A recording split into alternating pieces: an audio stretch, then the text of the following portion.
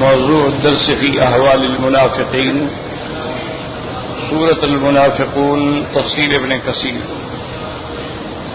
الحمد لله رب العالمين والصلاة والسلام على أشرف الأنبياء والسيد المرسلين سيدنا محمد وعلى آله وأصحابه أجمعين. اللهم صل على سيدنا محمد وعلى آل سيدنا محمد كما صليت على إبراهيم وعلى آل إبراهيم في العالمين إنك حميد مجيد. أعوذ بالله من الشيطان الرجيم. بسم الله الرحمن الرحيم. إذا جاءك المنافقون قالوا نشهد إنك لرسول الله والله يعلم إنك لرسوله والله يشهد إن المنافقين لكاذبون. اتخذوا أيمانهم جنة فصدوا عن سبيل الله إنهم ساء ما كانوا يعملون.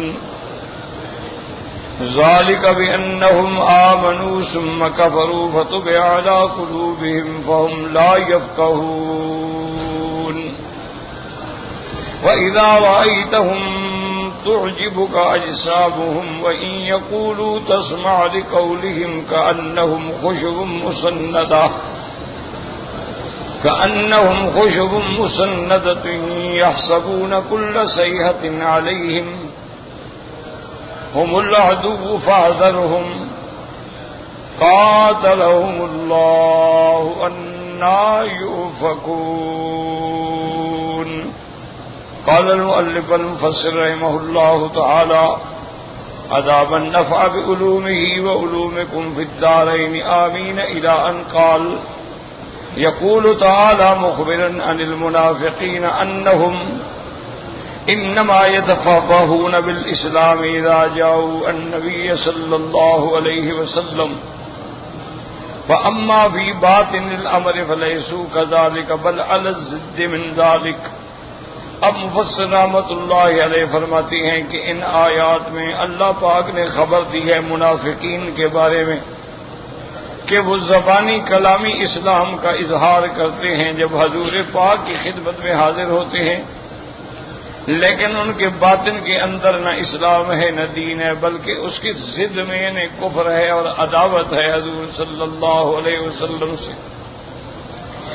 ولہذا قال تعالی اذا جاءك المنافقون قالوا نشهد انك رسول الله اي اذا حضروا عندك واجهوك بذلك.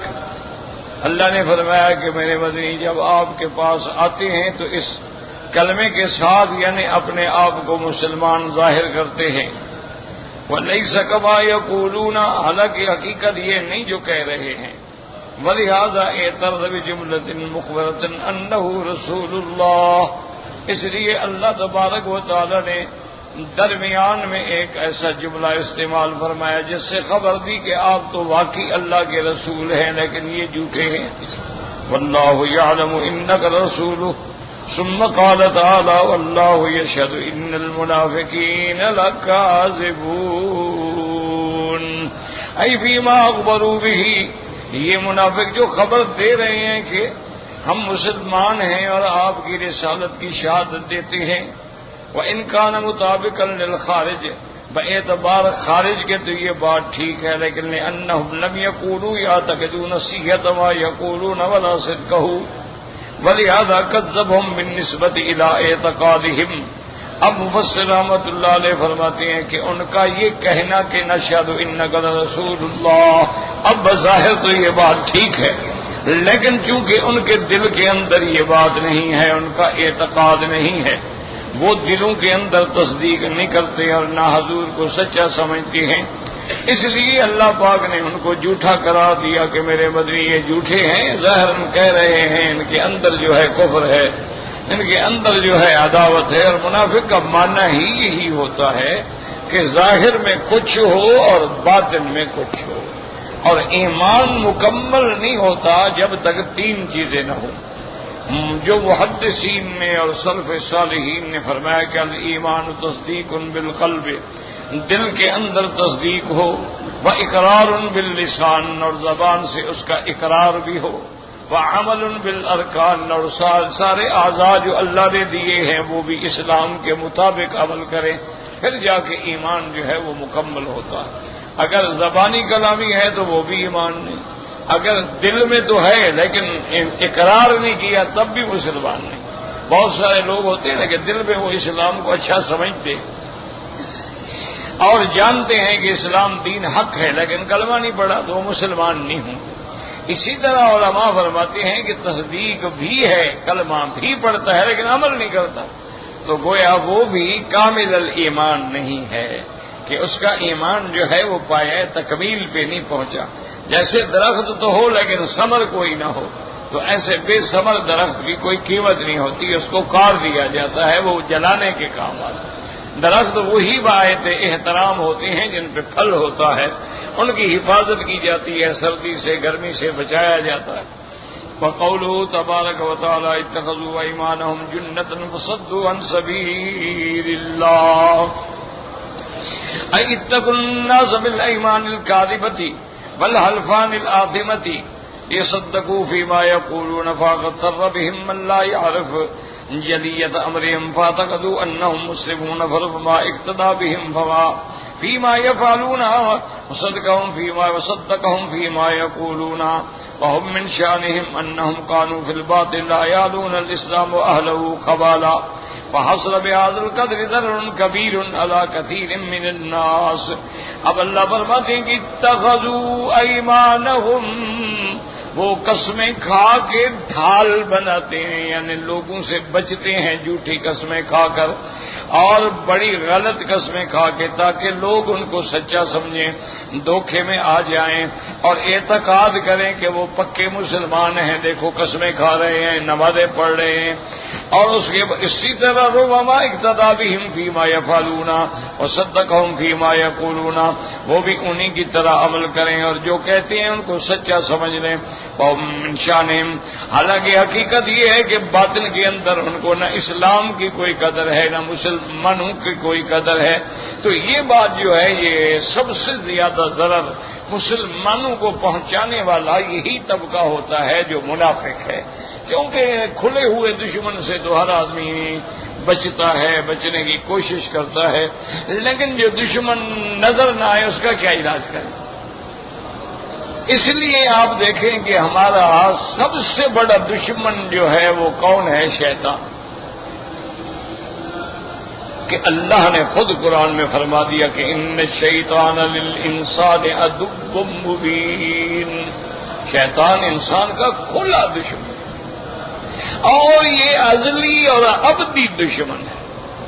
دیکھیں نا، بعض دشمن ہوتے ہیں دشمنی کی سال دو سال کے بعد سلو ہو گئی، لیکن یہ ایسا بدبخت دشمن ہے کہ حضرت آدم کے وقت سے لے کر جب تک شیطان کی حیات ہے اور زندگی ہے وہ دشمن. اور دوسری خطرناک بات یہ ہے کہ ہمیں شیطان نظر بھی نہیں آتا کہ بھئی شیطان کدھر ہے، ہمیں نظر نہیں آتا. تو یہ اور خطرناک بات ہے کہ دشمن بھی خطرناک اور ایسا دشمن جو ہم دیکھ ہی نہیں سکتے.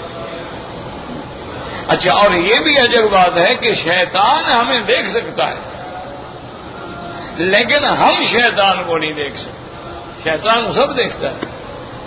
اسی لیے جب مقام بدر میں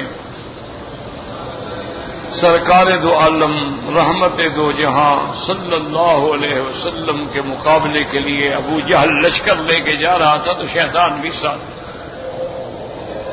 ایک سردار کی شکل میں کہ میں بھی تمہارے ساتھ ہوں، بس ایک ہی دفعہ مسلمانوں کی طاقت کو ہمیشہ کے لیے مٹا دو. ان کو ہمت بڑھا رہا. جب میدان بدر کے قریب پہنچ گئے تو اب شیطان ذرا پیچھے ہونے لگا. اب دیکھا ابو جہل نے کہ یہ تو بڑے زور شور سے نعرے لگا رہا تھا اور ہمارا ساتھ دے رہا تھا، اب یہ پیچھے کیوں ہو رہا ہے؟ تو پھر پکڑ لیا. اس نے کہا کیوں ایسے کیا کر رہے ہو, کیوں ہٹ رہے ہو؟ اس نے کہا سچی بات پوچھتے ہو؟ انہوں نے کہا ہاں پوچھ رہا ہوں. انہوں نے کہا انی ارا ما لا ترون, میں جو دیکھ رہا ہوں وہ تم دیکھ نہیں سکتے ہو, بس مجھے جانے دو, میں نہیں جا سکتا. کیونکہ اس نے ملائکہ کو دیکھ لیا کہ وہاں اللہ کے فرشتے ہیں, وہ تو دیکھ سکتا تھا نا. اب ابو جہل تو نہیں دیکھ سکتا, وہ تو سمجھ گیا کہ بھی اب کافروں کی مار کا وقت آ گیا, یہ تو مریں گے, فرشتوں کا کون مقابلہ کرے گا؟ تو وہ ایسا دشمن ہے کہ انی ارا ما لا ترون, میں دیکھتا ہوں جو تم نہیں دیکھتے ہو. تو اللہ نے ہمیں بھی علاج بتلایا, حضور پاک نے بھی علاج بتلایا کہ ایسے ظالم دشمن جو نظر نہ آئے, اس سے بچنے کے لیے تم اس کی پناہ میں آ جاؤ جس کو کوئی بھی نہیں دیکھ سکتا. اس لیے کہ اعوذ باللہ من الشیطان الرجیم, اللہ کی پناہ پکڑو, اور اللہ کی ذات کو تو کوئی دیکھ ہی نہیں سکتا. تو جب تم اللہ کی پناہ میں آ جاؤ گے تو پھر شیطان بھی تمہارا کچھ نہیں بگاڑ سکتا. تو اس لیے ہمیشہ حکم ہے کہ جب بھی کوئی ایسے خطرات ہوں تو آدمی فوراً اعوذ باللہ من الشیطان الرجیم, اور اسی طرح لا حول ولا قوت الا باللہ العلی العظیم. تو یہ کلمات جب آپ پڑھتے ہیں تو پھر شیطان جو ہے وہ بھاگ جاتا ہے. ورنہ شیطان تو ایسا دشمن ہے کہ ہمیں نظر بھی نہیں آتا, ہمارے ساتھ بیٹھا ہوتا ہے, ہمارے کھانے میں ساتھ شریک ہوتا. اسی لیے حکم ہے کہ جب بسم اللہ الرحمن الرحیم پڑھو گے تو پھر شیطان شریک نہیں ہوگا, پھر شیطان شریک نہیں ہو سکتا. اور اگر تم نہیں پڑھو گے تو شیطان شریک ہو جائے. یعنی وہ ایسا ظالم ہے, اللہ معاف فرمائے, کہ کسی مقام پر انسان کو نقصان دینے سے نہیں چھوڑتا ہے. اور بالکل کھل کے اس نے کہا, چھپایا بھی نہیں, ثم لآتینہم من بین ایدیہم ومن خلفہم وعن ایمانہم وعن شمائلہم ثم لا تجد اکثرہم شاکرین. اس نے کہا میرا اللہ, میں تیرے بندوں کو آگے سے بھی اور پیچھے سے بھی اور دائیں سے بھی اور بائیں سے بھی ہر طرف سے ان کو گمراہ کرو. پھر آپ دیکھیں گے کہ ان کی اکثریت جو ہے وہ کافر ہو جائے گی, بہت تھوڑے ہوں گے جو تجھ پر ایمان لے آئیں, کیونکہ میں ہر طرف سے ان پہ حملہ کروں. تو اسی لیے شیطان جو ہے انسان پر ہر طرف سے حملہ کرتا ہے. کیا معنی ہے؟ یعنی آپ کے آگے سے زبان کے معاملات ہیں, ہاتھوں کے معاملات ہیں, پاؤں کے معاملات, ہر طرف سے وہ حملہ کرتا ہے. لیکن بعض اولیاء اللہ نے ایک بڑی عجیب بات کی ہے. انہوں نے کہا کہ دیکھو کہ شیطان نے کیا کہا کہ میں آگے پیچھے دائیں بائیں چار طرف سے حملہ کروں گا. مانا یہ تھا کہ چاروں طرف سے ان کو میں حملہ کروں گا. انہوں نے کہا کہ یہ نہیں کہہ سکا کہ اوپر سے اور نیچے سے, حالانکہ جیسے دائیں بائیں آگے پیچھے اوپر نیچے, جہاد تو 6 ہیں, جہاد تو 4 نہیں ہے نا. تو یہ نہیں کہہ سکا. انہوں نے کہا اس میں اللہ کی حکمت تھی کہ اللہ تبارک و تعالی نے کیونکہ اوپر سے اپنی رحمتیں بھیجنی ہیں, وہ اوپر کا نام ہی نہیں لے سکا. اور نیچے سے جو آدمی دشمن کے اس میں آ جائے تو بچ نہیں سکتا ہے. آپ جا رہے ہیں کہ گڑا تھا, پاؤں گڑے میں گرا, گر گئے, کتنا بڑا زور والا آدمی ہو, کیا کرے گا؟ تو اللہ نے اس کو وہ موقع نہیں دیا کہ نیچے سے کھینچے. اسی لیے ایک صحیح حدیث مبارک میں آتا ہے کہ جب ابلیس نے یہ کہا فَبِعِزَّتِكَ لَأُغْوِيَنَّهُمْ أَجْمَعِينَ, اس لعین نے کہا مولا مجھے تیری عزت و عظمت و قدرت کی قسم ہے. دیکھو وہ بھی اللہ کو مانتا ہے, بدبخت ہے نا, اللہ کو تو مانتا ہے. اور ہماری طرح وہ قسمیں لوگوں کی نہیں کھاتا ہے, قبروں کی نہیں کھاتا ہے, قسم بھی اللہ کی کھا رہا ہے. فَبِعِزَّتِكَ لَأُغْوِيَنَّهُمْ أَجْمَعِينَ إِلَّا عِبَادَكَ مِنْهُمُ الْمُخْلَصِينَ. یا اللہ مجھے تیرے جلال کی قسم ہے, تیری عزت و عظمت کی قسم ہے میں تیرے بندوں کو گمراہ کروں گا مگر صرف وہی لوگ بچیں گے جن کو تم نے چن لیا ہے، جو تیرے خاص بندے ہیں وہ تو میرے حملے سے بچ جائیں، ورنہ میں کسی کو نہیں چھوڑوں گا۔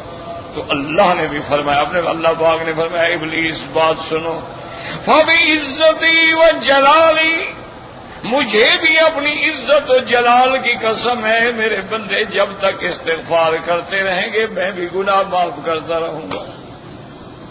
اللہ نے فرمایا تم کرو جتنا زور لگا سکتے ہو، لیکن جب بھی بندے گناہوں کے بعد ایک دفعہ میرے دروازے پہ گڑ گڑا کے گر پڑے اور توبہ کر لی میں بھی سارے گناہ معاف کر۔ اسی لیے حضور پاک نے فرمایا کہ مینا و عرفات کے حج کے دنوں کے اندر آپ نے فرمایا میں نے شیطان کی کیفیت دیکھی ہے، اس قدر بدبخت ویلا کر رہا ہے اور ماتم کر رہا ہے اور مٹی اٹھا اٹھا کے اپنے سر پہ ڈال رہا ہے اور چیخو پکار کر رہا ہے، کہتا ہے مولا سارا سال محنت کر کے میں ان کو برباد کرتا ہوں، ایک دن آتے ہیں اور آپ معاف کر دیتے ہیں، سارے گناہ بخشوا کے چلے جاتے ہیں، میری تو سال کی کمائی ختم ہو گئی، میں تو برباد ہو گیا، میرا تو خسارہ ہو گیا۔ اس لیے ہمیشہ یاد رکھیں کہ شیطان لعین جو ہے وہ ایسا دشمن ہے کہ اس دشمن کے حملے سے ما سوائے اللہ کی رحمت کے، اللہ کی پناہ کے ہم نہیں بچ سکتے۔ اسی لیے ایک حدیث مبارک میں آتا ہے کہ انسان جب میاں بیوی ہیں وہ آپس میں ملنا چاہتے ہیں تو کپڑے کھولنے سے پہلے ان کو چاہیے کہ وہ یہ دعا کر لیں کہ اللہم جنبنی الشیطان عنا وجنبنا ما رزقتنا منہ، اور اسی طرح اعوذ باللہ من الشیطان الرجیم، تو پھر وہ شیطان کے حملے سے بچ جاتے ہیں، ورنہ جب میاں بیوی ملتے ہیں جمع کریں تو شیطان بھی اندر اپنا حصہ ڈال دیتا ہے۔ یہی وجہ ہے، غور کرو، آدمی کو حرام میں لذت ملتی ہے اور حلال میں نہیں ملتی، اپنی بیوی جو ہے اس کو پرواہ ہی نہیں، وہ لاکھ خوبصورت ہو، فرما بردار ہو، شریف ہو، پاک دامن ہو، نیک سیرت ہو، نیک صورت ہو، اس کو پسند ہی نہیں، اور وہ جو تتلیاں اڑتی پھرتی ہیں ہر روز نئے آدمی کی گود میں ہوتی ہیں وہ ان کو بڑی اچھی لگتی ہیں، کیونکہ اس ملاپ میں شیطان بھی اپنا اندر حصہ ڈالتا ہے، اس لیے ان کے لیے وہ باعث لذت بن جاتی ہے۔ اور جب آدمی یہ دعا پڑھ لیتا ہے تو شیطان بچ جاتا ہے۔ اور دوسرا علماء نے یہ بھی فرمایا کہ بھئی جب شیطان کا اثر تیرے نطفے میں آئے گا تو صاف بات ہے کہ اس اولاد میں بھی آئے گا جو پیدا ہوگی۔ تو انہوں نے کہا یہی وجہ ہے کہ آج اولادیں جو ہے نافرمان ہیں کہ ان چیزوں کی آدمی پرواہ نہیں کرتا ہے، اور کون دعا پڑھے اور کون کیا کرے، اور اس وقت کا بھئی کچھ نہیں آتا اعوذ باللہ من الشیطان الرجیم ہی پڑھ لو، چلو اور دعا آپ کو نہیں آتی ہے صرف اتنا پڑھ لو اعوذ باللہ من الشیطان۔ اسی لیے حکم ہے نا کہ حمام میں بھی جاؤ تو کہو اللہم انی اعوذ بک من الخبث والخبائث، کہ ان ناپاک جگہوں پر شیطان ہوتا ہے، وہ چھیڑتا ہے، تو اس سے بچنے کے لیے ہمیں حضور پاک صلی اللہ علیہ، اسی لیے آپ دیکھیں کہ قرآن پاک میں ہے کہ جب امرأت عمران نے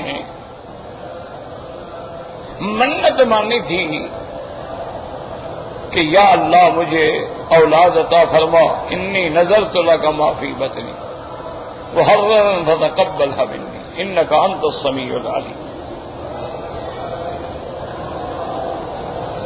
اور اس کے بعد جب وہ بچی پیدا ہو گئی تو اس نے عرض کیا اللہ آپ تو جانتے ہیں فلما وضعتها قالت رب انی وضعتها انثى وانی سمیتها مریم وانی اعیذها بک وذریتها من الشیطان الرجیم۔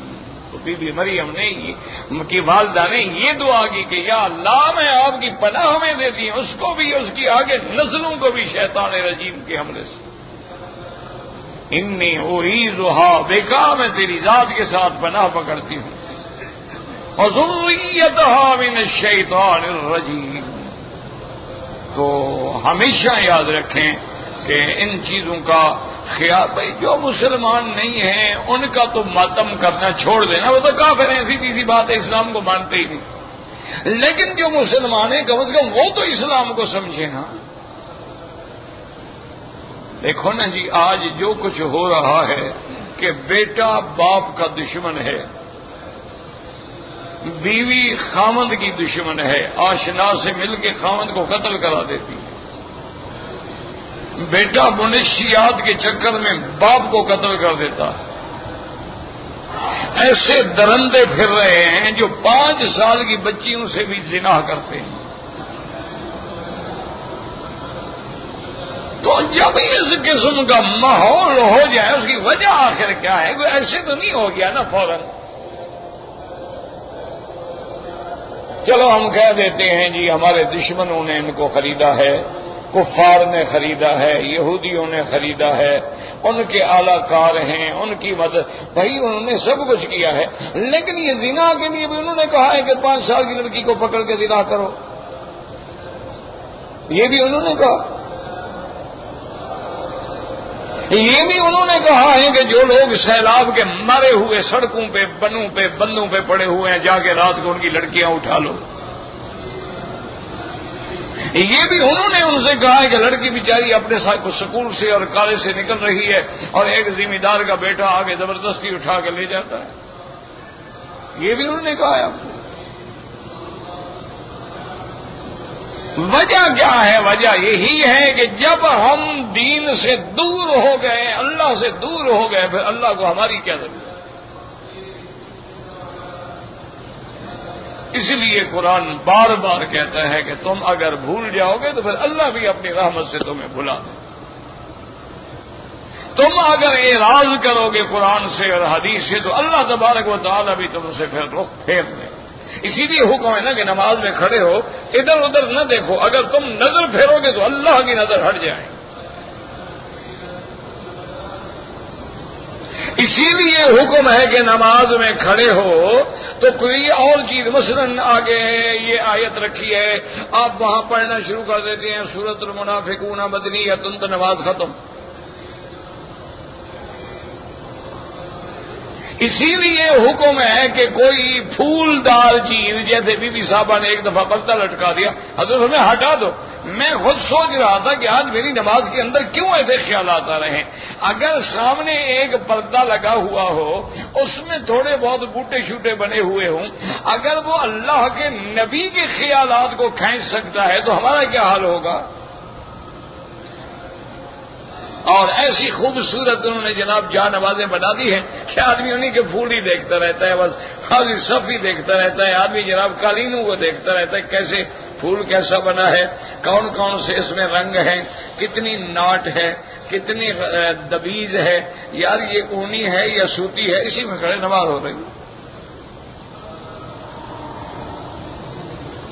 اسی لیے امام مالک رحمت اللہ علیہ جو ہیں وہ فرماتے تھے کہ خالص پتھر پہ نماز پڑھو افضل ہے، اس لیے تمہاری توجہ ادھر ادھر نہ ہٹے. اچھا اگر آپ نے جائے نماز بھی لینی ہے کچھ سادہ لے لو. اگر آپ نے مثلا حرم میں مساجد میں آج کل قالینیں بچھی ہوتی ہیں، کوئی کپڑا رکھ لو بچھا دیا تاکہ تیری وہ جو نظر ہے نا وہ نہ ہٹے. جب تیری نظر ہٹے گی اللہ کو کیا ضرورت ہے؟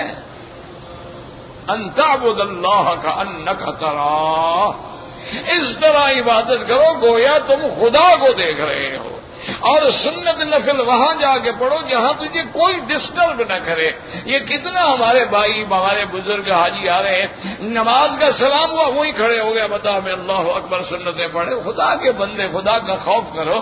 جتنے طواف والوں کا راستہ روکو گے ان سب کا گناہ تمہارے سر پہ ہے. اور پھر کون سی نماز ہے؟ کوئی تمہارے اوپر سے گزر رہا ہے، کوئی ادھر دھکا دے رہا ہے، کوئی ادھر دھکا دے رہا ہے، کوئی آگے سے گزر رہا ہے. یہ کون سی نماز ہے؟ آپ نے طواف کر لیا، فرض پڑھ لیا، ہٹ جائیں، ایسی جگہ کھڑے ہوں آگے آپ کے ستون آ جائے تاکہ کوئی عورت کوئی مرد آپ کے آگے گزر نہ سکے اور آپ کی توجہ ادھر ادھر مبذول نہ ہو، وہاں کھڑے ہو کے سنتیں ادا کریں. اسی لیے میرے مدنی پاک رحمت دو جہاں تو نماز کی سنتیں ہمیشہ گھر میں پڑھتے تھے. وہ تو مسجد میں آ کر کبھی تحیت المسجد پڑھ لی، دیکھا کہ ٹائم ہے تو کبھی 2 رکعت پڑھ لی، ورنہ جو اصل سنتیں ہیں وہ حضور ہمیشہ گھر میں پڑھ کے آتے۔ لیکن آج اتنا عرصہ ہو گیا ہے، بس آئے ہیں، ایک بھیڑ ہے، چل رہے ہیں، طواف ہو رہے ہیں، موبائل کان سے لگے ہوئے ہیں، نہ ذکر ہے، نہ تسبیح ہے، نہ اللہ کی یاد ہے، وہ اپنے حال حوال کر رہا۔ انا للہ و انا الیہ راجعون۔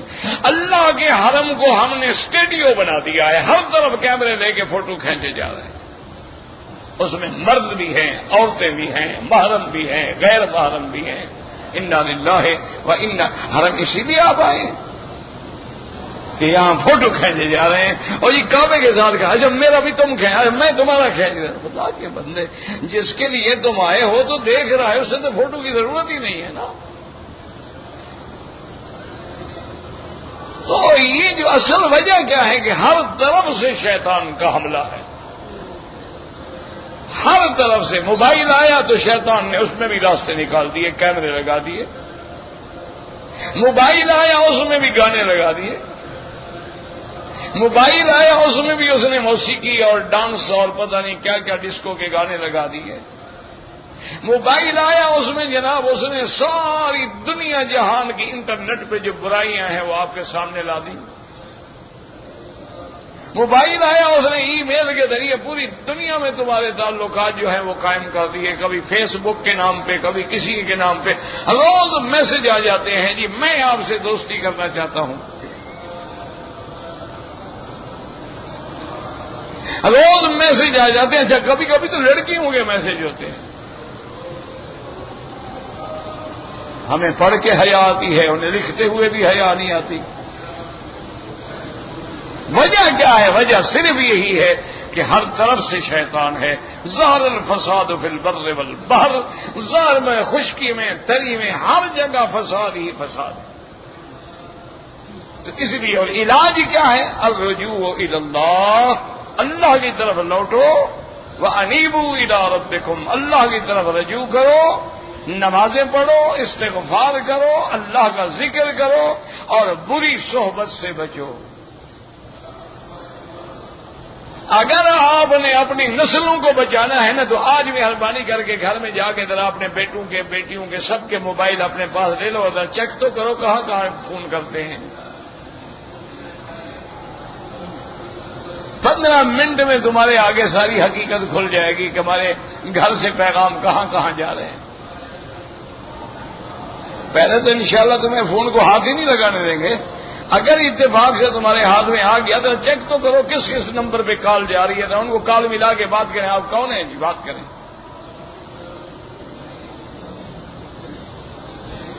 انا للہ و انا الیہ راجعون۔ اب کون کر سکتا ہے؟ بس بہرحال ہمارا کام کہنا ہے۔ اب اللہ فرماتے ہیں جھوٹی قسمیں کھا رہے ہیں دھوکہ دینے کے لیے۔ وَلِهَذَا قَالَ تَعَالَىٰ وَصَدُّوا عَن سَبِيلِ اللَّهِ إِنَّهُمْ سَاءَ مَا كَانُوا يَعْمَلُونَ وَلِهَذَا كَانَ الضَّحَاكُ بْنُ مَزَاحِمَ يَقْرَأُ اتَّخَذُوا إِيمَانَهُم جُنَّةً اے تصدیقہم الظاہر جنتن تقیۃ یتقون بہ القتل۔ وہ فرماتے تھے یہ قسم نہیں ہے، لفظ جو ہے ایمانہم نہیں بلکہ ایمانہم ہے، یعنی منافق ظاہراً ایمان لاتے ہیں، اپنے ایمان کو ڈھال بنا رہے ہیں تاکہ لوگ ہمیں مسلمان سمجھیں، ہم بچ جائیں۔ اس لیے فرماتے والجمہور یقرؤها ایمانہم جمع یمین، لیکن جمہور مفسرین جو ہیں وہ فتح کے ساتھ ایمانہم پڑھتے ہیں، ایمان یمین قسم کی جمع ہے۔ وقوله تبارک وتعالی ذلک بأنہم آمنوا ثم کفروا فطبع علی قلوبہم فہم لا یفقہون۔ اے انما قدر علیہم النفاق رجوع الایمان الى الکفران واستدلالهم الضلالة بالهدى وطبع الله على قلوبهم وهم لا يفقهون اے فلا يصل الى قلوبهم هدى ولا يخرج اليها خير ولا تعتدي انما قدر علیہم۔ اللہ پاک نے ان کے لیے کفر کیوں مقدر کر دیا کہ انہوں نے ایمان لانے کے بعد چھوڑ دیا، خود کفر کیا، اور انہوں نے ہدایت پر ضلالت کو ترجیح دی. جب انہوں نے ہدایت کے بجائے ضلالت چن لی، ایمان کے بجائے کفر چن لیا، حضور پاک کی اطاعت کے بجائے دشمنی چن لی، تو اب اللہ نے بھی ان کے دلوں پہ مہریں کر دی ہیں. اب ان کو کوئی خیر کی بات سمجھ ہی نہیں آ سکتی. وَطُبِعَ عَلَىٰ قُلُوبِهِمْ فَهُمْ لَا يَفْقَهُونَ. جب سیل قدرت کی لگ گئی، لا یصل الیہم خیر، اب کوئی خیر اندر جا ہی نہیں سکتی، نہ ان کو کوئی ہدایت کا راستہ سمجھ آ سکتا ہے، نہ مل سکتا ہے. اب دوسری بات اللہ نے فرمایا منافقین کے ظاہری احوال کے بارے میں ادار آئی تو ہم تو عجب کا اسلام وَإِن يَقُولُوا تَصْوَىٰ لِقَوْلِهِمْ وَكَانُوا أَشْكَالًا حَسَنَةً وَذَوِي فَصَاحَةٍ وَأَلْسِنَةٍ وَإِذَا سَمِعُوا السَّامِعُ يَصْغَىٰ إِلَىٰ قَوْلِهِمْ لِبَلَاغَتِهِمْ وَهُمْ مَعَ ذَٰلِكَ فِي غَايَةِ الضُّعْفِ وَالْخَوْرِ وَالْحَلَعِ وَالْجَزْعِ وَالْجُبْنِ. اب مفسر فرماتے ہیں کہ وہ منافقین جو تھے بڑے خوبصورت شکلوں والے تھے، بڑے ان کا جب حتیٰ کہ عبداللہ ابن ابی کے بارے میں آتا ہے کانا جسیمن، کانا جمیلن، کانا فصیحن، کانا ذلق اللسان، کہ عبداللہ ابن ابی جو منافقوں کا سردار تھا بڑا خوبصورت لمبا چوڑا آدمی اور بڑی فصاحت سے بات کرنے والا. اللہ نے فرمایا کہ ان کی ظاہری شکل ایسی ہے کہ اور اگر بات کریں تو آدمی توجہ کر کے ان کی بات کو سنتا ہے، چونکہ ان کی کلام میں بلاغت ہے، فصاحت ہے، لیکن اس کے باوجود بھی یہ انتہائی کمزور ہے، انتہائی ذلیل ہے، انتہائی بزدل ہے، انتہائی پریشان ہے. بظاہر ڈیل ڈول ہے لیکن اندر کچھ بھی نہیں ہے. ظاہر میں تو ہے لیکن اندر حال یہ ہے کہ ذرا بھی کھٹکا ہو تو کہ ہمارے بارے میں تو پتہ نہیں لگ گیا، ہمارے بارے میں تو کوئی خبر نہیں آ گئی، کیونکہ اندر جو چور چھپا ہوا ہے ذرا سی بھی بات ہو تو ڈر جاتے ہیں. یا سبون کل سیئۃ علیہم کلما وقع امر او کائنۃ او خوف یعتقدون جبنہم انہ نازل بہم. کوئی بات ہوتی ہے، کوئی خبر آتی ہے، کوئی بات کہتا ہے تو یہ ڈر جاتے ہیں کہیں ایسا نہ ہو کہ ہمارے اندر جو منافقت ہے وہ اللہ تبارک و تعالی کھول کے بیان نہ فرما دیں. اشیئتن علیکم فاذا جاء الخوف رأیتهم ينظرون الیک تدور اعینهم کالذی یغشی علیہ من الموت فاذا ذهب الخوف سلكوكم بألسنة حداد اشیئتن علی الخیر اولئک لم یؤمنوا فاحبط اللہ اعمالهم وکان ذلک علی اللہ یسیرا. یہ بہت بڑے تمہارے لیے بدبخت جو ہیں بڑے جرت والے ہیں، لیکن جب آتا ہے خوف تو دیکھو ان کی آنکھیں ایسے پھرتی ہیں جیسے مرنے والا ڈر کے مارے دیکھتا رہتا ہے، اور جب خوف چلا جاتا ہے اب زبانیں تیز ہو جاتی ہیں، چڑھ دوڑتے ہیں مسلمانوں پر. اولئک لم یؤمنوا، یہ ایمان نہیں لے آئے. نتیجہ کیا نکلا؟ فاحبط اللہ اعمالهم، اللہ نے ان کے اعمال کو بھی برباد کر دیا. وکان ذلک علی اللہ یسیرا. وہم جہامات مصور بلا معنی، یعنی یہ فقط صورتیں، فقط شکلیں ہیں جن کا معنی کچھ نہیں ہے. جیسے کاغذوں کے پھول سے کبھی خوشبو نہیں آ سکتی ہے، دیکھنے میں تو پھول ہے لیکن حقیقت میں وہ کاغذ ہے، کچھ نہیں. یہ بھی اسی طرح بے معنی ہے. وَلِهَذَا قَالَ تَبَارَكَ وَتَعَالَىٰ، میرے مدنی آپ دیکھ لیں، سمجھ لیں، هُمُ الْعَدُوُّ، یہ ہیں آپ کے دشمن. فَاحْذَرْهُمْ، ان سے بچیں. قَاتَلَهُمُ اللَّهُ أَنَّىٰ يُؤْفَكُونَ، اللہ کی ان پہ لعنت ہو. یہ کیسے پھر گئے ہدایت کو چھوڑ کے دلالت کی طرف؟ اے کیف یسمون آیت دلالت. قال الامام احمد رحمہ اللہ تعالی حدثنا یزید قال حدثنا عبد الملک ابن قدامۃ الجمحی عن اسحاق بن بکیر بالفرات عن سعید بن سعید المقبری عن ابیہ النبی رضی اللہ تعالی عنہ ان النبی صلی اللہ علیہ وسلم قال ان للمنافقین علامات یعرفون بها. امام احمد رحمۃ اللہ علیہ نے اس سند کے ساتھ حضرت ابی ہریرہ رضی اللہ تعالی عنہ سے روایت فرمائی ہے کہ میرے آقا نے محبوب دو عالم صلی اللہ علیہ وسلم نے فرمایا ان للمنافقین علامات، منافقوں کی نشانیاں ہوتی ہیں، یعرفون بها، وہ ان نشانیوں سے پہچانے جاتے ہیں. تحیتهم لعنۃ وطعامهم نہبۃ وغیمۃ غلول ولا یقربون المساجد الا حجرا. ان کا آپس میں سلام جو ہے وہ گالی ہوتی ہے، بات کریں تو ایک دوسرے کو گالیاں دیں گے، سمجھ لیں کہ یہ بھی منافق کی علامت ہے. اور ان کا مال جو ہے وہ لوٹ کا مال ہوتا ہے، حلال سے وہ دور ہوتے ہیں. اور اس کے بعد حضور پاک نے فرمایا اور اگر وہ مال ان کو مل جائے تو اس میں غلول اور خیانت کرتے ہیں. ولا یقربون المساجد، اور مسجدوں کے قریب ہی نہیں آتے ہیں مگر تھوڑے تھوڑے. ولا یاتون الصلاۃ الا دبرا، اور نماز کے لیے بھی نہیں آتے ہیں مگر ایسے جیسے پیٹھ دے کے جان چھڑانے کے لیے، سر سے بوجھ اتارنے کے لیے آتے ہیں. مستکبرین لا یعلفون ولا یعلفون، اور اتنے متکبر ہیں، نہ کسی سے محبت کرتے ہیں، نہ کسی سے متواضع بات کرتے ہیں، اور نہ کسی کی بات سننے کے لیے تیار ہیں.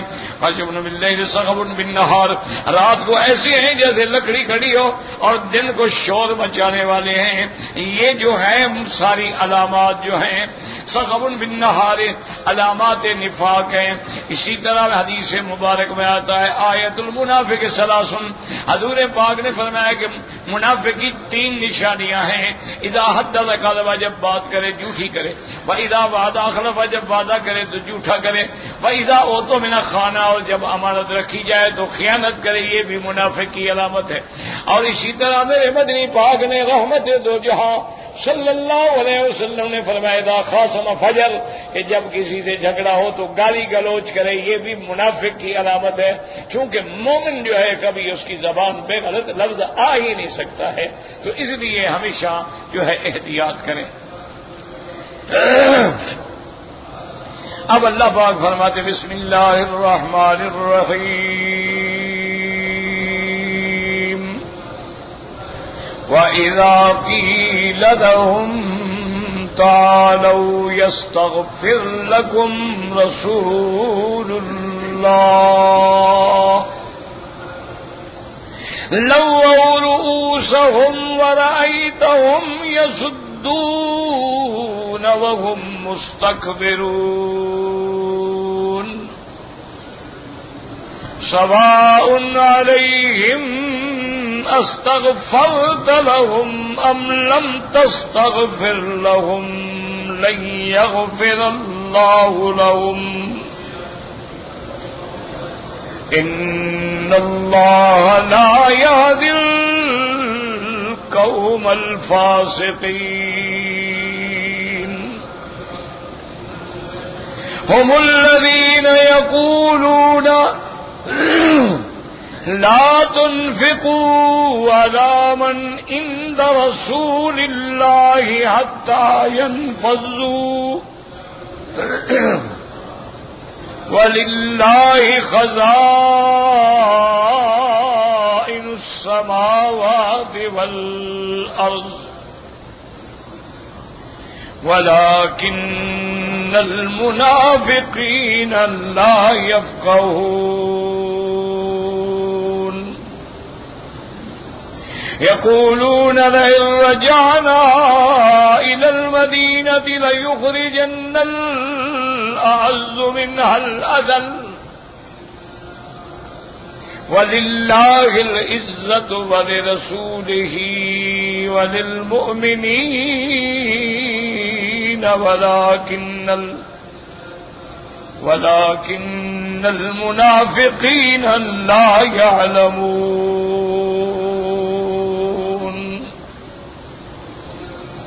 اب یاد رکھیں کہ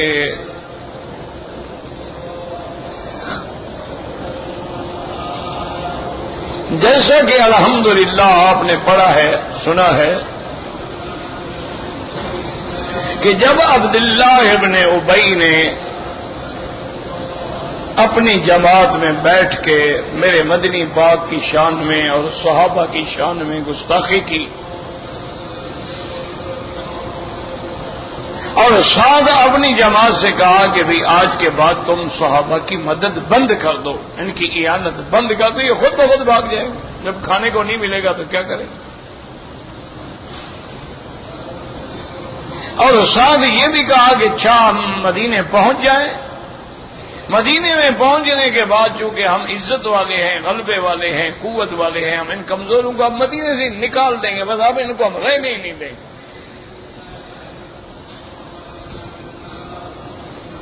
اور یہ ساری باتیں جو تھیں زید ابن ارقم صحابی نے سنی اور اپنے چاچے کی ذریعے حضور کو پہنچا دی کہ انہوں نے یہ کہا، یہ کہا، یہ کہا۔ اسی سے علماء نے مسئلہ نکالا ہے۔ یاد رکھو کہ جتنے ائمہ کرام ہیں، محدثین ہیں، فقہا ہیں، یہ مسائل بناتے نہیں ہیں، سمجھا کرو، یہ مسائل بتاتے ہیں، مسائل بناتے نہیں، مسئلہ بتاتے ہیں، خود نہیں بناتے۔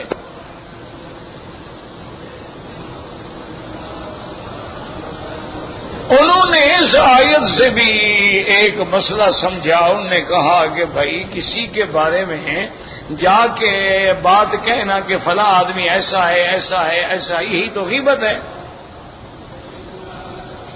یعنی ایک آدمی کے بارے میں آپ جا کے کہیں کہ جناب وہ شرابی ہے، وہ جناب ایسی باتیں کر رہا، یہی تو غیبت ہے، اور غیبت تو منع ہے، حرام ہے اور گناہ کبیرہ ہے۔ غیبت کرنا جو ہے گناہ کبیرہ ہے۔ اچھا یاد رکھو یہ غیبت ہے، یعنی باقی وہ شرابی ہے، پھر تم نے کسی سے کہا تو غیبت ہے۔ اگر وہ شرابی نہیں ہے اور پھر تم نے کہا تو یہ تو بہتان ہے۔ غیبت کا معنی ہی یہی ہوتا ہے کہ اس کی عدم موجودگی میں وہ بات کرو، اگر وہ سامنے ہو تو اس کو بری لگے، اور وہ عیب اس میں ہو، پھر بھی گناہ کبیرہ ہے۔ حکم ہے کہ غیبت نہ کرو، حکم ہے کہ لا تغتابوا، ایک دوسرے کی غیبت نہ کیا کرو۔ قرآن کہتا ہے ولا یغتب بعضکم بعضا، ایک دوسرے کے بارے میں چغل خوریاں نہ کیا کرو۔ حدیث میں آتا ہے لا تحاسدوا ولا تباغضوا ولا تدابروا وکونوا عباد اللہ اخوانا، ایک دوسرے سے حسد نہ کیا کرو، ایک دوسرے کی برائی نہ کیا کرو، ایک دوسرے کے بارے میں گندی باتیں نہ کیا کرو، بھائی بن کے رہو۔ تو جب غیبت حرام ہے تو اس صحابی نے کیسے کیا کہ آ کے کہا کہ عبداللہ ابن ابی نے یہ کہا اور یہ کہا اور یہ کہا؟ تو اس سے اب فقہا نے مسئلہ نکالا۔ انہوں نے کہا غیبت تب ہے جب اس بات کا کسی کو ضرر نہ پہنچ رہا ہو۔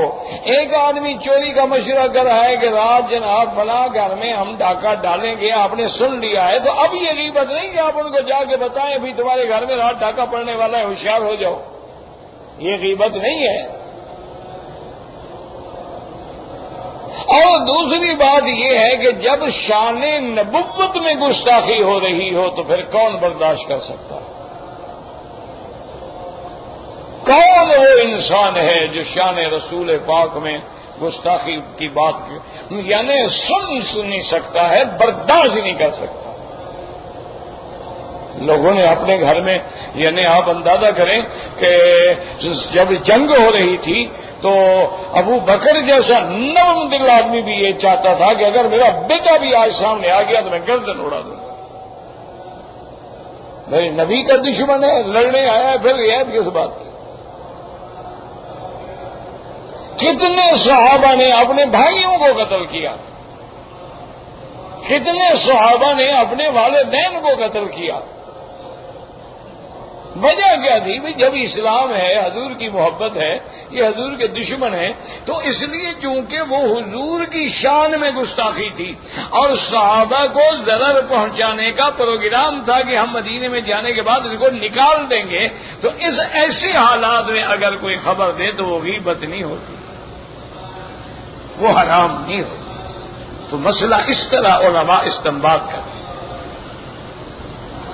اچھا وہ کیسے غیبت نہیں ہوتی کہ جب حضور پاک نے ان کو بلایا منافقین کو، انہوں نے کہا واللہ یا رسول اللہ، حضور ہمیں اللہ کی قسم ہے، ہماری جان قربان، ہمارا مال قربان، ہم آپ کے خلاف ایسی بات کہہ سکتے ہیں؟ انہوں نے قسمیں کھا لی جھوٹی۔ تو صحابی کہتے ہیں میرے پاک رسول نے کذبنی وصدقہ، عبداللہ ابن ابی کو سچا سمجھ لیا اور مجھے جھوٹا بنا دیا کہ تم نے جھوٹی خبر دی ہے۔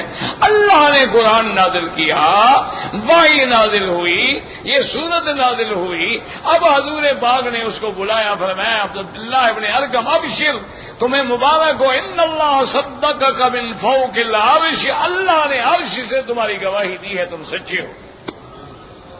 تو اگر یہ غیبت ہوتی تو اس پر تو اللہ کی طرف سے ناراضگی آتی.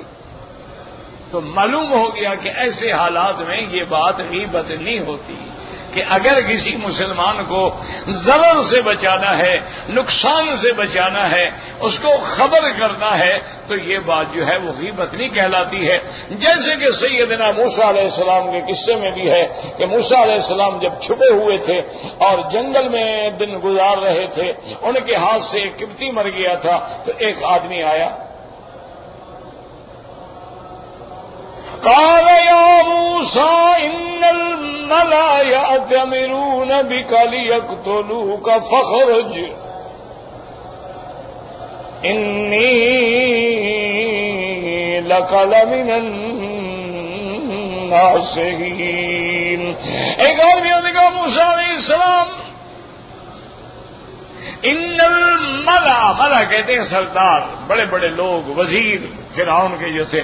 ملأ کا معنی ہوتا ہے یعنی جن کی دیل ڈول دیکھ کے بندے کے دل بھر جائیں، روب سے ہوئی حال کوئی بڑا آدمی ہے، تو اس لیے ان کو ملأ کہا جاتا ہے. یأتمرون بک لیقتلوک فاخرج، وہ مشورہ کر رہے ہیں، تیرے قتل کا فیصلہ ہو رہا ہے، میں تیری خیر خواہی کرتا ہوں، نکل جاؤ اس ملک سے. تو اب یہ غیبت نہیں ہے. موسیٰ علیہ السلام کو بچانے کے لیے اس اللہ کے بندے نے آ کے خبر دی ہے، اس کو کوئی غیبت نہیں کہتے. تو اس لیے علماء نے فرمایا کہ سمجھو اگر کسی بات میں مسلمانوں کا ضرر ہے، اگر کسی بات میں اسلام کا ضرر ہے، تو ایسی بات کا ظاہر کرنا جو ہے وہ غیبت نہیں کہلاتا. اب جب بات کھل گئی، قرآن نازل ہو گیا، منافقین ذلیل ہو گئے، شرمندہ ہو گئے، تو اب ان کے جو ملنے والے تھے، مسلمان بھی تھے، اب اور لوگ بھی تھے، وہ ان کے پاس آئے. انہوں نے کہا یار تم بڑے شرمندہ ہو، بڑے ذلیل ہو گئے ہو، تمہاری بات تو کھل گئی، اب تو کوئی بات چھپی نہیں رہی ہے. اب ایک ہی علاج ہے کہ حضور کے پاس چلو اور ان سے معافی مانگو، تاکہ حضور اللہ سے تمہارے لیے معافی مانگے، اور کوئی حل نہیں.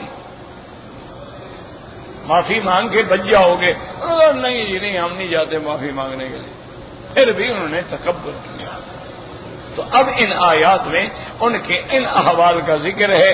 زندگی باقی انشاءاللہ تو بات باقی.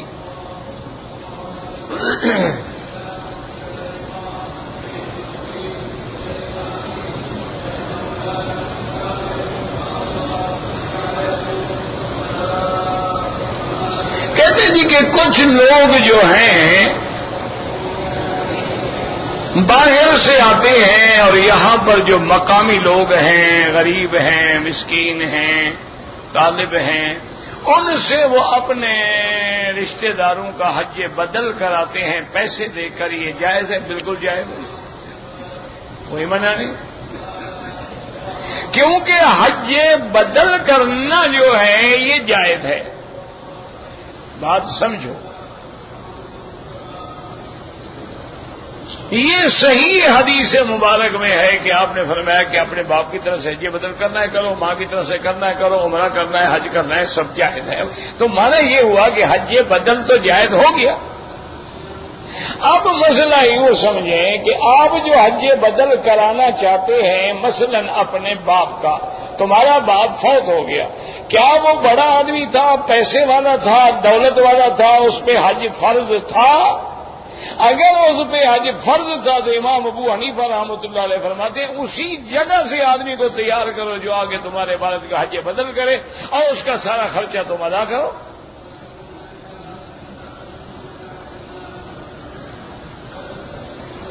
اگر بفرض محال وہاں سے بھی نہیں آ سکتا تو کم از کم وہ میقات کے باہر سے آئے، مثلا مدینہ منورہ سے آ کے تمہارے باپ کا حج کرے، چونکہ مدینہ میقات ہے. طائف سے آ کر تمہارے باپ کا حج کرے، احرام وہاں میقات پہ باندھے حج بدل کی نیت سے، تو حج ہو سکتا ہے، اور اس کے سارے اخراجات جو ہیں وہ بھی تمہارے ذمہ ہوں گے. اچھا ایک یہ ہوتا ہے کہ بھئی میرے باپ نے یا میرے دادے نے حج تو کیا ہے، چلو ہم مکے میں رہتے ہیں، یہاں کھا رہے ہیں، کما رہے ہیں، اللہ کا شکر ہے، تو بھئی میں ان کے لیے نفلی حج کرا دوں تو اس کے لیے کوئی پابندی نہیں، وہ آپ مکے میں کسی آدمی کو کہہ کے بھی ان کے لیے نفلی حج کرا سکتے ہیں، اور اس کا اخراجات جو ہیں وہ بھی آپ دیں گے، خرچہ جو ہے جتنا ہو آج کے حال کے مطابق وہ آپ ادا کریں۔ یہ تو ہو گیا مسئلہ۔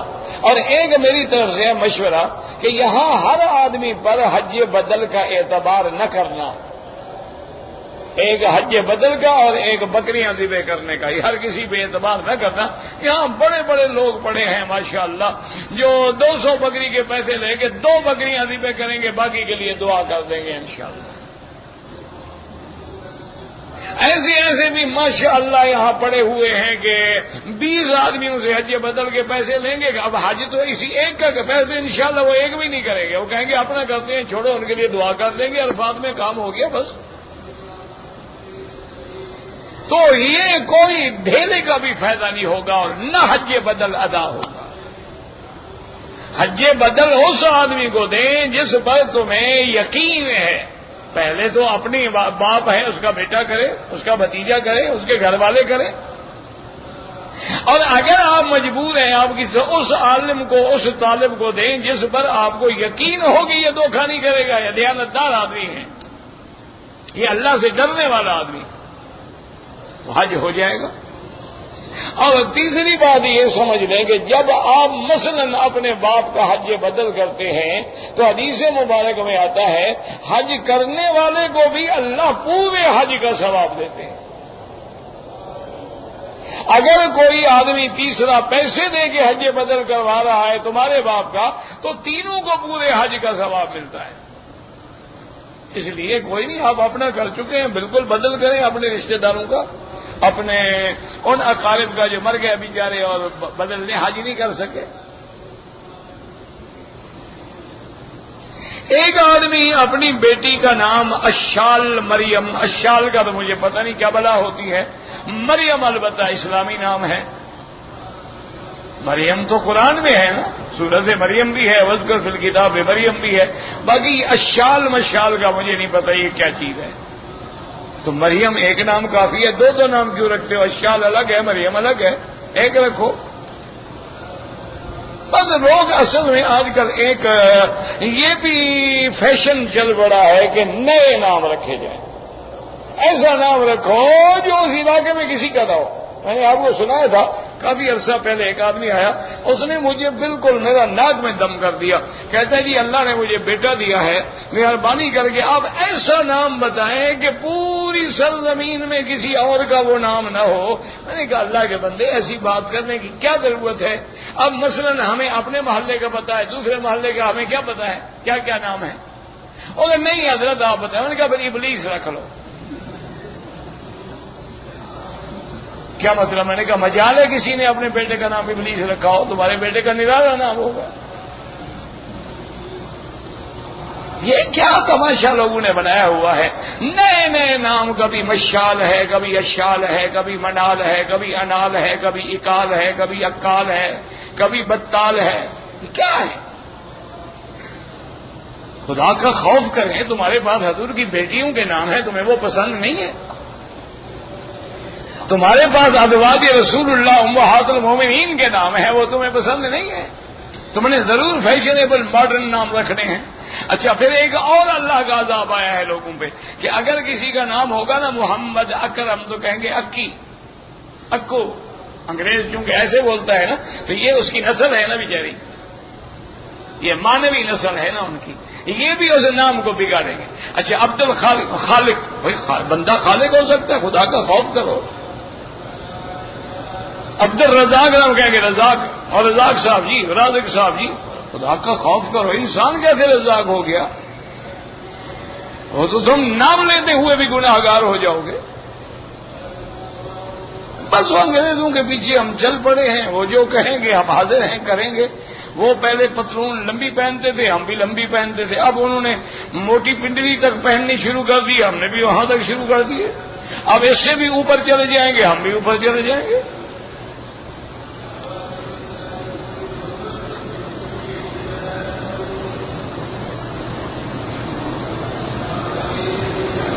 ہمارے پاس جب مہمان آئے تو نئے کپڑا بچھاتے ہیں تاکہ اس کے اوپر سے گزرے. یہ اسراف ہے گناہ؟ بالکل گناہ ہے، بالکل گناہ ہے کہ کپڑا بچھاؤ کپڑے کے اوپر چلے گا. کیا اس کے پاؤں اتنے نازک ہیں کہ ماشاءاللہ فرش مخمل پہ چلنے سے چھلے جاتے ہیں؟ یہ تکبر ہے، بالکل تکبر ہے. اسی لیے تو ہے نا یہ بات یہاں ریڈ کارپٹ پہ سلامی ہوگی، اسی لیے تو ہوتا ہے نا. اچھا تم تو کپڑا بچھاتے ہو، یہ ایک فرقہ ہے تمہارے ملک میں بھی ہے اور پوری دنیا میں ہے. ان کا جو بڑا ہے نا، جو بڑا ان کا گرو مہنت ہے، وہ جب آتا ہے تو دونوں طرف لڑکیاں جو ہیں نوجوان کھڑی ہوتی ہیں اور وہ لیٹ جاتی ہیں اور اپنی زلفیں بچھا دیتی ہیں، ایک ادھر سے ایک ادھر. وہ ان کی زلفوں کے اوپر چل کے جاتا ہے. ان کا عقیدہ ہے کہ جس کی زلف پہ ہمارے پیر سائیں کا پاؤں آ جائے گا نا، اس کی شادی جلدی ہو جائے گی.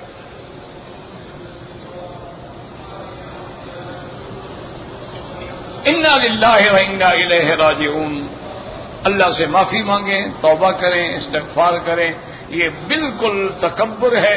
یار خدا کا خوف کرو. کائنات میں میرا ایمان ہے اللہ کی مخلوق میں حضرت محمد مصطفیٰ کا کوئی مقابلہ نہیں، نہ ہوا ہے اور نہ میرے مدنی جیسا اللہ کسی اور کو پیدا فرمائے. حضور کے لیے تو کبھی کپڑا نہیں بچھایا گیا، حضور کے لیے تو صحابہ نے کبھی چادریں نہیں بچھائی، ورنہ حضور وہ چاہتے تو وہ تو اپنی پلکیں بچھا دیتے، اپنی آنکھیں بچھا دیتے، ہاتھ بچھا دیتے کہ حضور آپ اس کے اوپر چلیں. ایک رواج ہے ہم نے بنا رکھے ہیں اور یہ کافروں کی رسمیں ہیں، ہندوؤں کی رسمیں ہیں، غیر مذہبوں کی رسمیں ہیں جو مسلمانوں میں بھی رائج ہو گئی ہیں. ہمارے پاس اب بھی ایک پیر صاحب ہیں، ویسے میں ان کو جانتا بھی ہوں. ان کا پروگرام یہ ہوتا ہے کہ آپ ان کو دعوت کریں نا جی کہ چائے قبول فرمائیں، تو وہ دعوت میں یہ شرط ہے کہ وہ چائے پہ آئیں گے 50,000 روپے آپ نذرانہ پیش کریں گے اور جتنے برتن چائے میں استعمال ہوئے ہیں وہ بھی سارے لنگر میں چل جائیں گے. اور کھانے کی دعوت دیں تو 1,00,000 روپے کا نذرانہ دینا پڑتا ہے اور جتنے برتن ہیں وہ بھی سارے لنگر کے حوالے ہو گئے. انا للہ و انا الیہ راجعون. زاغوں کے تصرف میں عقابوں کے نشیبن. ان کے بزرگ تو وہ تھے جو کافروں سے لڑتے ہوئے شہید ہوئے، جنہوں نے کفر کا مقابلہ کیا، جو انگریزوں سے ٹکرا گئے.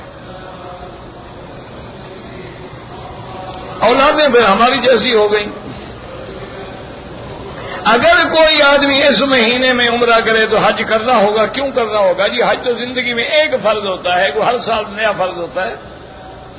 ایک حج کر چکے ہو بس، کوئی فرض نہیں.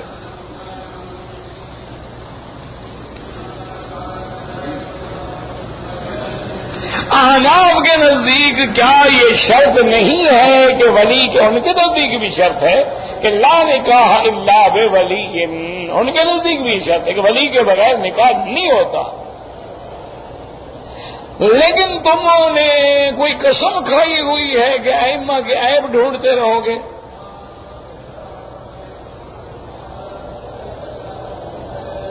ان کے مسائل کو تلاش کر کے اطلاع. خدا کے بندے تم نے مسئلہ سمجھے ہی نہیں. ولی والے مسئلے پہ کسی کا اعتراض ہی نہیں ہے، کسی امام کا. مسئلہ یہ ہے کہ اگر کسی عاقل بالغ لڑکی نے بغیر وکیل کے، بغیر ولی کے نکاح کر لیا تو اب ہم اس کو نکاح سمجھیں گے یا زنا سمجھیں گے؟ مسئلہ یہ ہے. یہ کوئی نہیں کہتا کہ بغیر ولی کے نکاح کرو. یہ تو سب کے نزدیک ضروری ہے کہ لا نکاح الا بولی. لیکن بات سمجھو، ایک عورت نے کر لیا، اس کو نہیں کرنا چاہیے تھا لیکن کر لیا، تو کیا اب ہم اس پر زنا کی حد جاری کریں گے؟ کوئی ایسا واقعہ حدیث مبارک میں ہے کہ کسی نے ولی کے بغیر نکاح کیا اور اس پہ حد جاری ہو؟ تو بعض ائمہ فرماتے ہیں کہ ہاں بالکل نکاح ہوگا نہیں، یہ زنا ہے اور حد جاری ہوگی. امام صاحب فرماتے ہیں کہ نہیں، اس پر حد تو جاری نہیں ہوگی، لیکن اس نے غلطی کی ہے، وہ توبہ کرے. وہ کہتے ہیں کہ جیسے ایک حدیث میں آتا ہے کہ الایم احق بنفسها، حضور نے فرمایا کہ اگر کوئی بیوہ عورت ہے، متعلقہ عورت ہے، شادی کرنا چاہتی ہے تو اس کا اپنا نفس جو ہے وہ کافی ہے، اس کے لیے وہ زیادہ بہتر ہے کہ کیا وہ قبول کرتی ہے کہ نہیں کرتی. کیوں؟ سمجھدار ہے، اب بچی تو ہے نہیں، وہ شادی کر چکی ہے، ہر بات کو سمجھ رہی ہے. وہ بھی حدیث میں ہے کہ وہ خود احق ہے. اور اسی طرح اگر ولی موجود بھی ہو، اس پر بھی پابندی ہے کہ لڑکی کی رضا حاصل کرے. یہ تھوڑا ہے کہ جو مرضی ہے کر دو، جیسے ہمارے ہاں کرتے ہیں ماشاءاللہ.